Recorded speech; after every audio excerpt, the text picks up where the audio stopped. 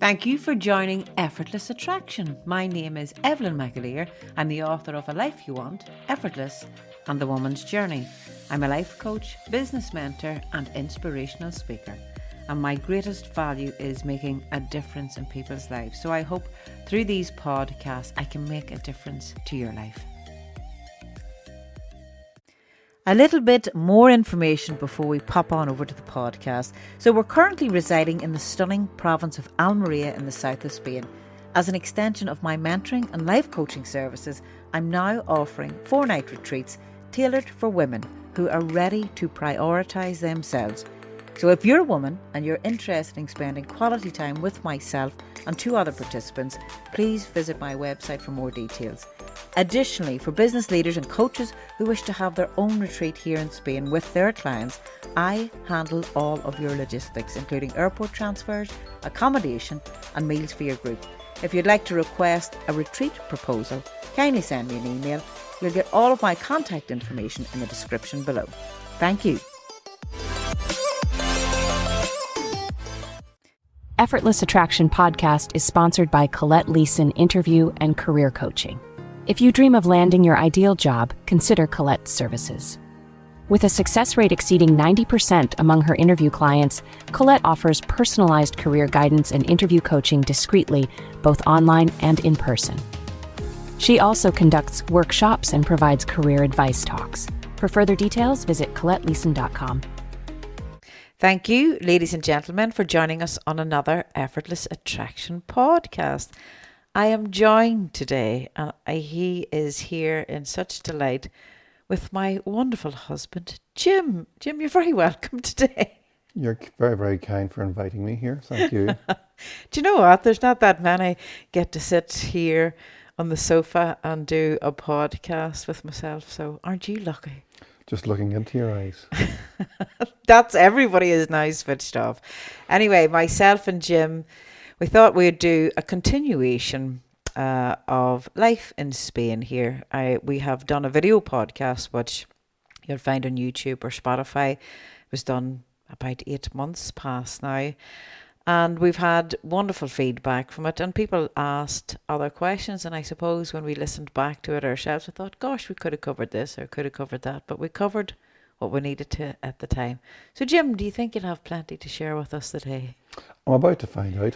Once I get direction here, I'm sure we'll work it out.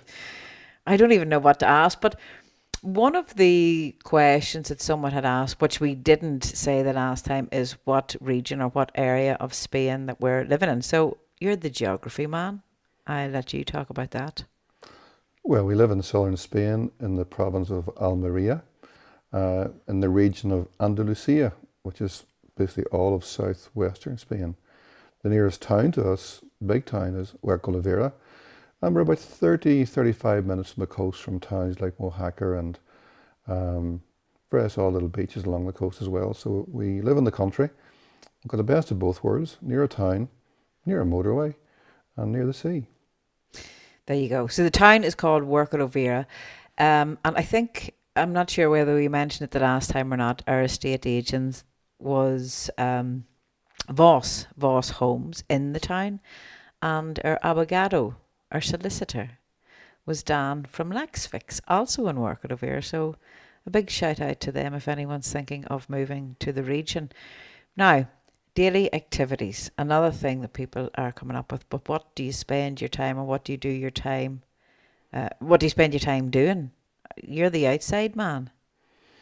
Well, we're very lucky here in that we've got a bit of land around our lovely home, and there's lots of fruit trees, planting, groundworks, watering, maintenance. That's a constant thing all the time, like any home anywhere. Yeah, there's lots for me to do, I'd say. And the odd time I've got online work to do. Evelyn, you're the one that sort of does most of the stuff online.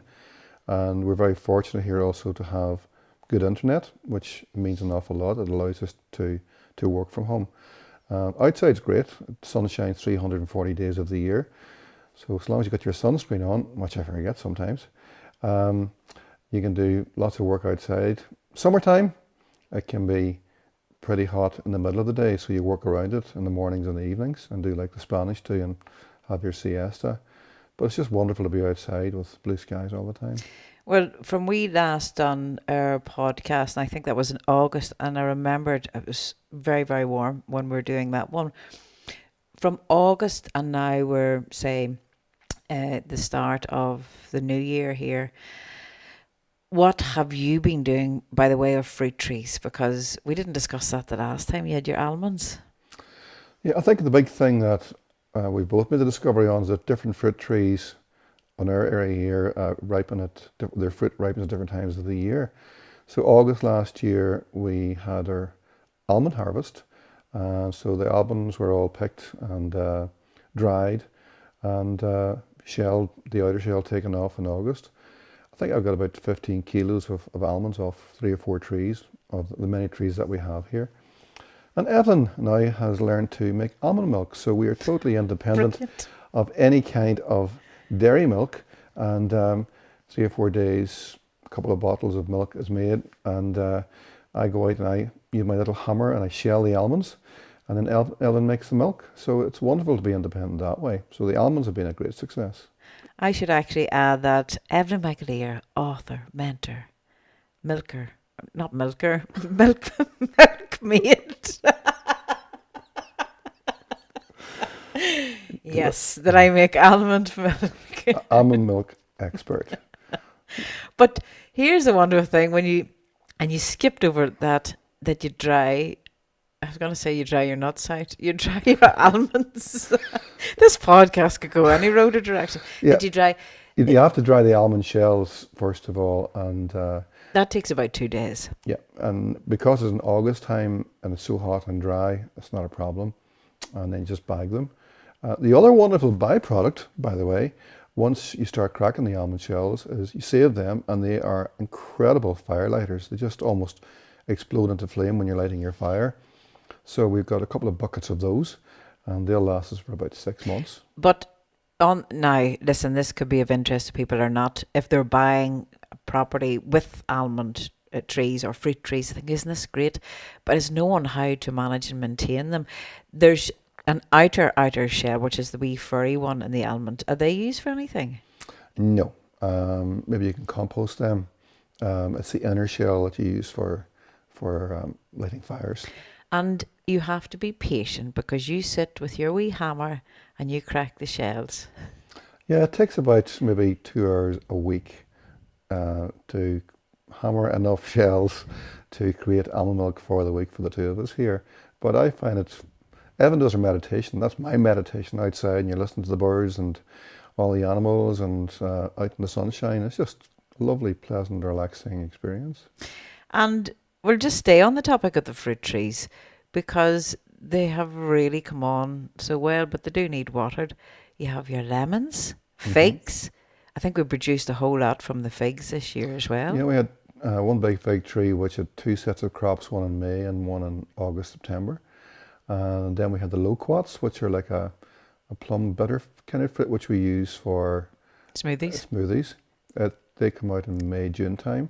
Our lemons and our oranges are now ripe, which is December into January. We'll have lemons for most of the year. Our oranges will last for another month or 2 in the trees. What else do we have here? I think there's probably another kind as well. We have one olive tree, which we pruned this year. We're looking forward to seeing if we can get some olives of it. So yeah, lots of different trees. And the wonderful thing is they all fruit at different times of the year as well. So yeah, I think, look, isn't it when people are imagining to live in Spain, it would be wonderful to have fruit trees, but you need to take care of them, and you do take care of them. And we were very blessed and are very blessed to have wonderful Spanish neighbours. May have mentioned them the last time on the podcast, but Jose Maria has been able to give you his wealth of information on how to cut the trees back, to prune them. And also then, as you said, there's a byproduct from that, from the older trees having to cut them back down to use that as firewood. Leña. Yeah, we have 37 almond trees, which are very old trees.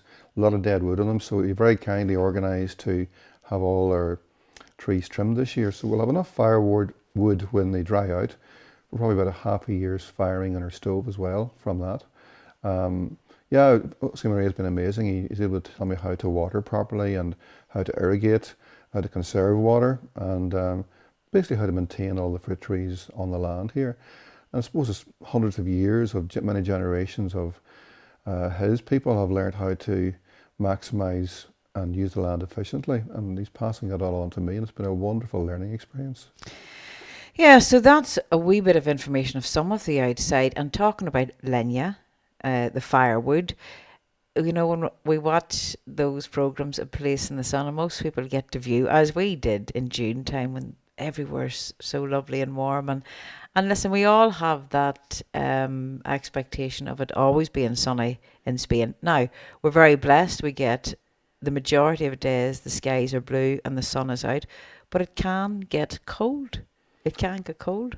Yeah, well, we're up in the hills. We're up about 3,000 feet up altitude. So there was a week back there when we came back after the New Year where it was -3, -4, and there was actually ice on the ground.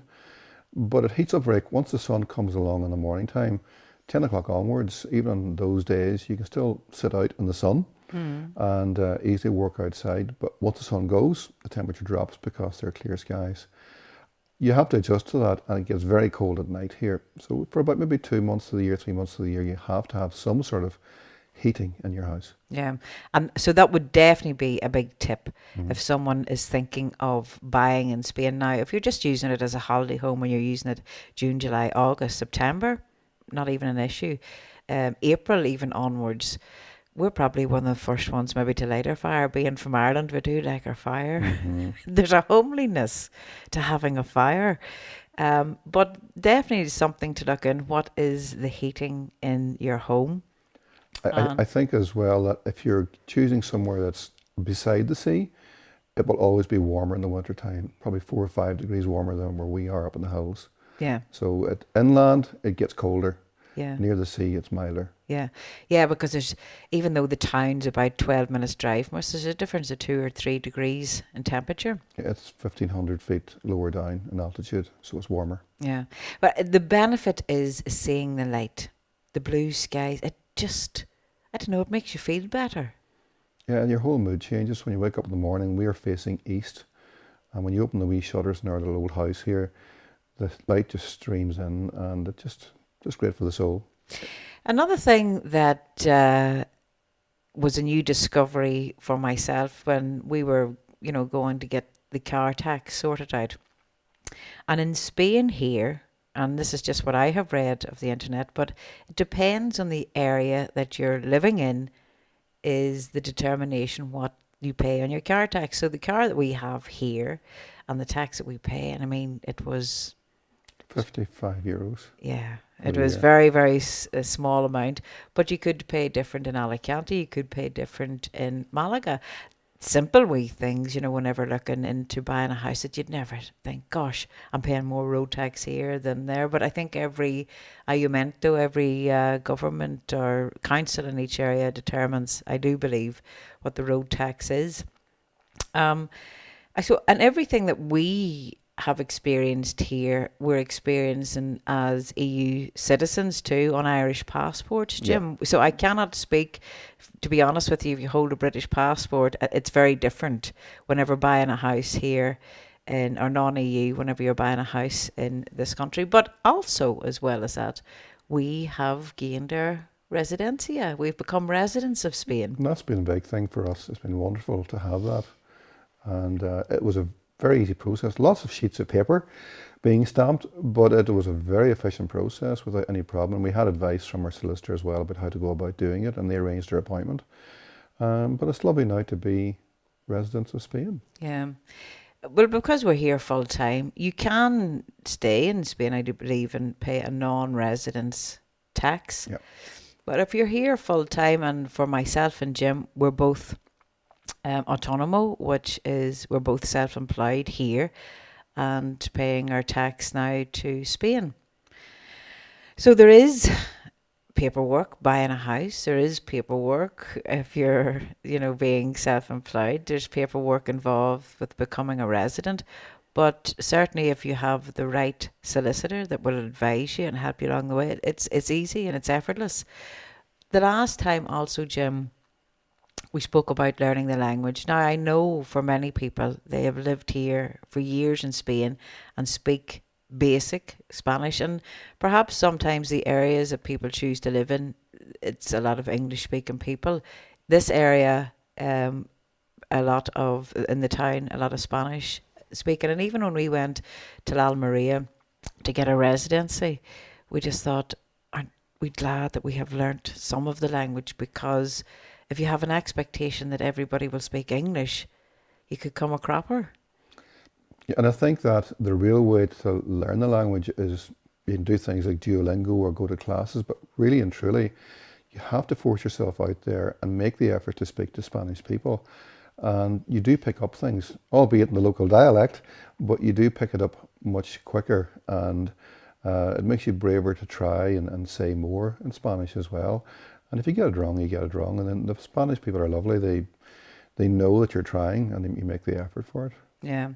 And we have, as they are our master teachers here, the older couple, and they only speak Spanish. Now, I often wonder whenever we're speaking to them what way it comes across.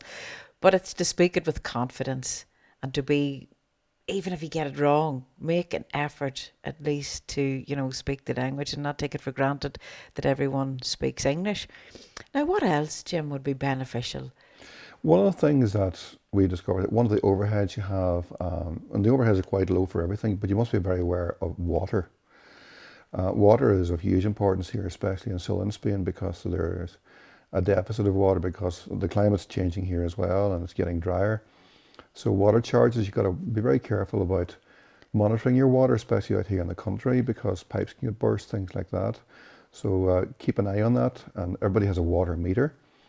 But the great thing that we've noticed here is the actual council overheads, whether it's for bins or I suppose what you call rates, are much, much lower, maybe even about 25% of what they are back home in Ireland. Yeah. That's been a big saving for us. Yeah, definitely. And well, the knock-on effect of that is that I suppose when we did live in Ireland, you really had to work to pay. You still need to generate or have an income coming in here, because if it's all going one way, so you're going to not reap the rewards of living in Spain, really. But it's having that nice balance. Yeah. Of I think because of the low overheads, you have more spare time, and you can decide to go out for a run somewhere or go to a restaurant or whatever you want to do. Not having to pay rates or rent or mortgage is amazing. Well, yeah. And that's a blessing, if you are able, if you've an asset to sell, that you can buy a house outright, Of course. or that you're not renting. That's part of financial freedom, really, on that. But still generating or having a pension as an income, or generating something online, creating something yourself. I'm working over here now. I'm not that well scholared. I don't know what the wages are here in Spain, but you definitely have to be a resident, I think, or have an NIE number to be able to work here in Spain, and definitely knowing a bit of the language. I'm thinking of stuff that whenever we were perhaps looking in, what would have benefited us. And I mean, where we're talking from is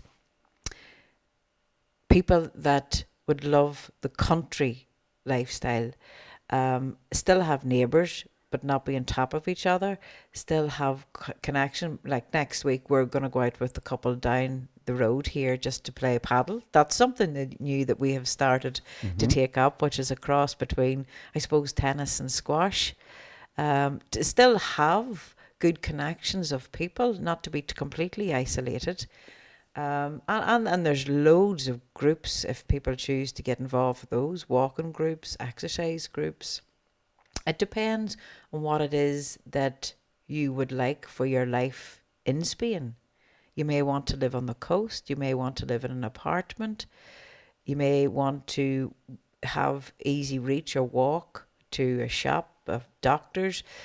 But it's just having that idea of what it is that you would like. I suppose it depends where we come from ourselves. Back in Ireland, we were born and reared in the country, so I suppose we're country people. And as the Spanish call it here, El Campo, we We live in the countryside here, so we feel very comfortable. I don't think any of the two of us could bear to live in a town. But if you're raised in a town and you're used to that and the bustle and hustle of it and being near to other people and near to shops, well, that's your preference. Yeah, because it could be very boring for people here. Absolutely. And you never know, as years go on or as time changes, we can easily evolve. It's not that we're not rooted, we're not trees. If things need to change, well then we'll change with it. Yeah. There was one thing I was just thinking back from last year. I don't know if we mentioned it or not, but when you see the price of a house over here. Oh, we did. We did, right? We did. We added on. Yeah. You need to add on a certain amount of tax. When you see those programs on TV, Yeah. price, and so when people have a budget, well, most estate agents will let you know Yeah.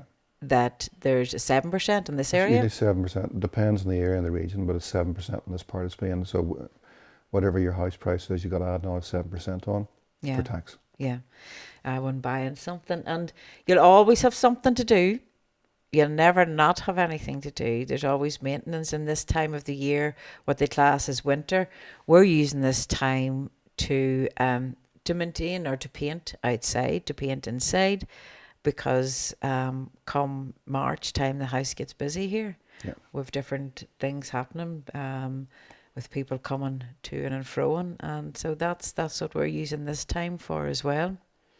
What has been one of your biggest takeaways so far about living in Spain, Jim? I think it's the pace of life.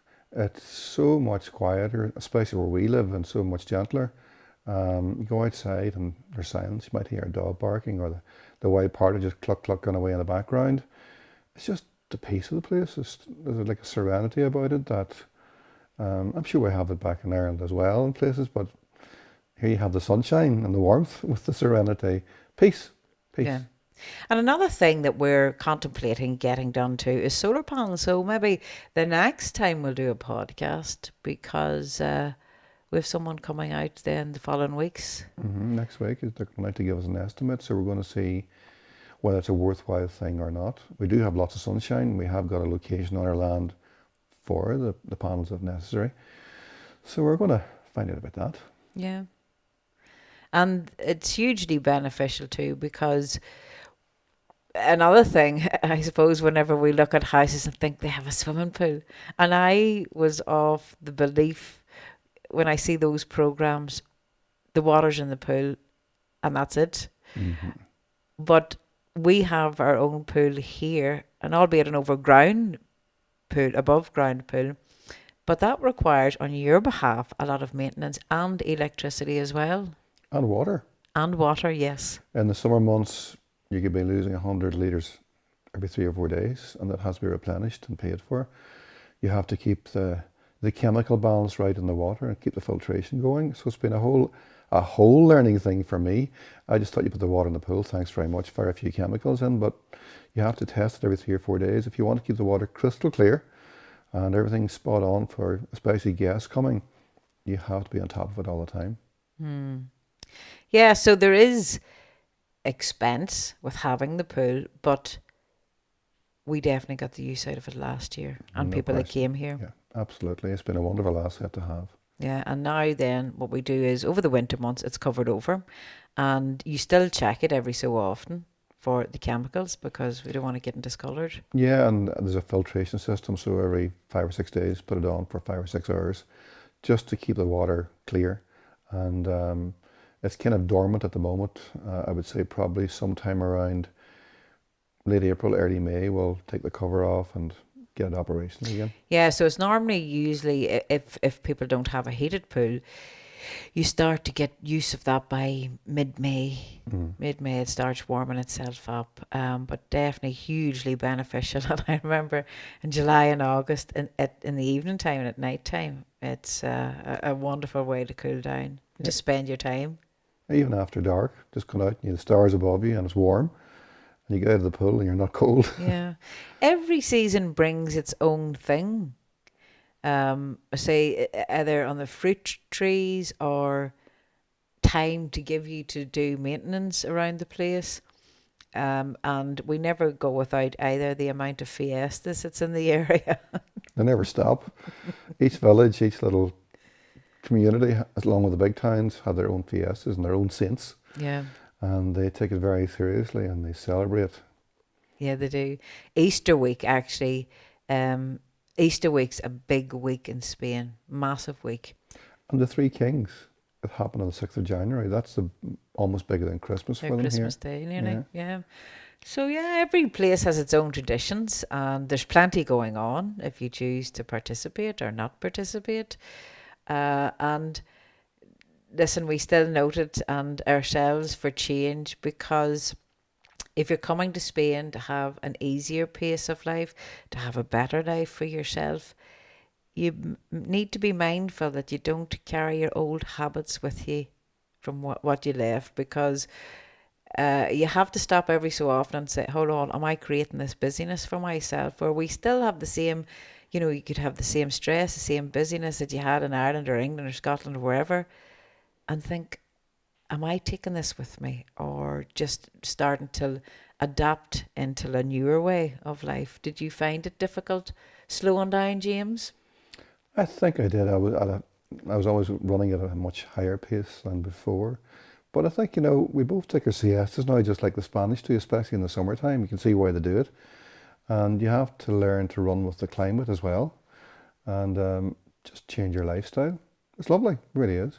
I see when we go down the town, they do have a big market here on a Monday, but you could go down there any day of the week and there's people sitting about having their coffee, having a wee beer maybe in the morning time. And definitely if that was in Ireland, if you're driving past and seeing a few guys sitting about, you're thinking, have they no work to go to the day? So it's a completely different environment. Different lifestyle, different attitude towards life. They enjoy just chilling, I suppose. Yeah, it's very family orientated. Yeah, I don't think we've ever seen a drunk Spanish person anywhere. They sit and they sip their wine or their beer.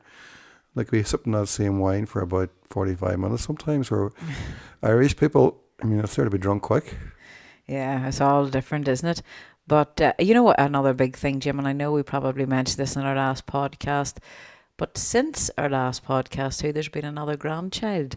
And I mean, last year when we had Nora out and she was learning swimming in the pool, it was such a delight. And then when Charlie comes out, it's a wonderful thing.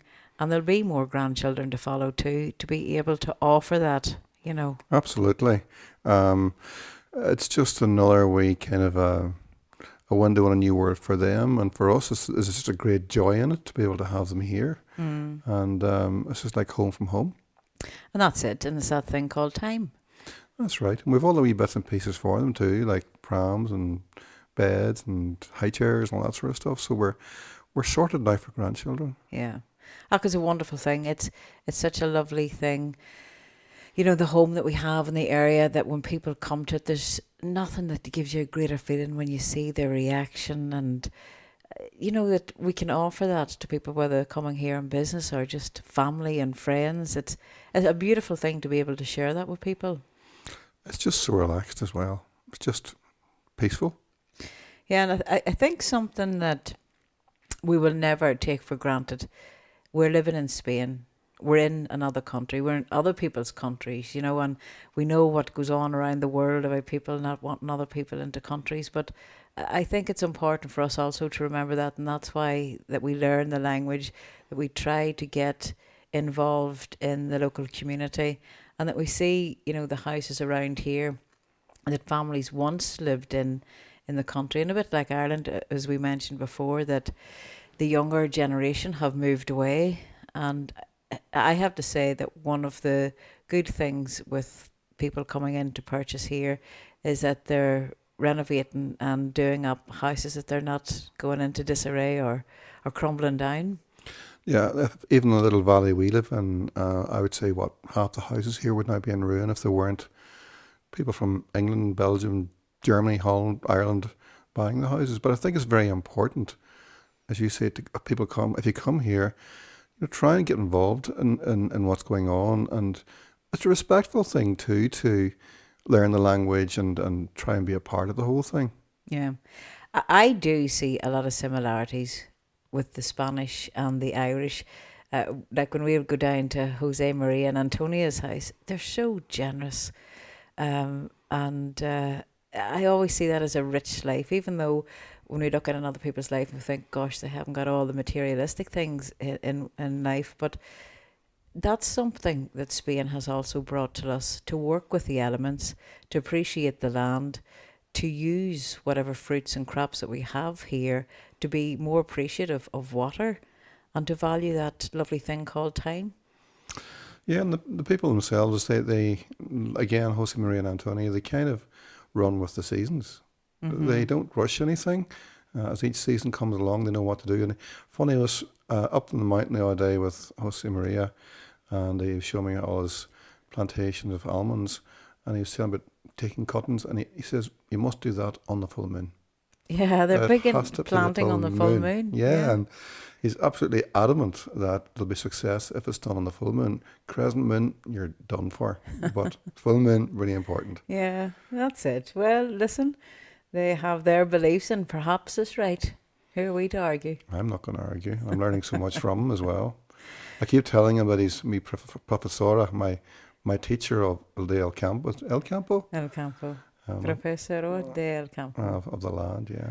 Yeah, so I think we've everything really covered here. It's just that, you know, if people are contemplating the move or doing something different, and myself and yourself, we never really lived too far from home except university when we were growing up, and it was in our latter years that we made this decision where That's they right. think when you're young you do all these things, but I don't think there should be any limits on age if you want to make the Young move. at heart and learn to go and do it. And as younger we're getting. Absolutely. Well, ladies and gentlemen, thank you for joining us here on another Effortless Attraction podcast. And I hope something that myself and Jim have spoken about today may aid you in any decisions or inspire you to bring more new adventures into your life. Thank you and have a wonderful day.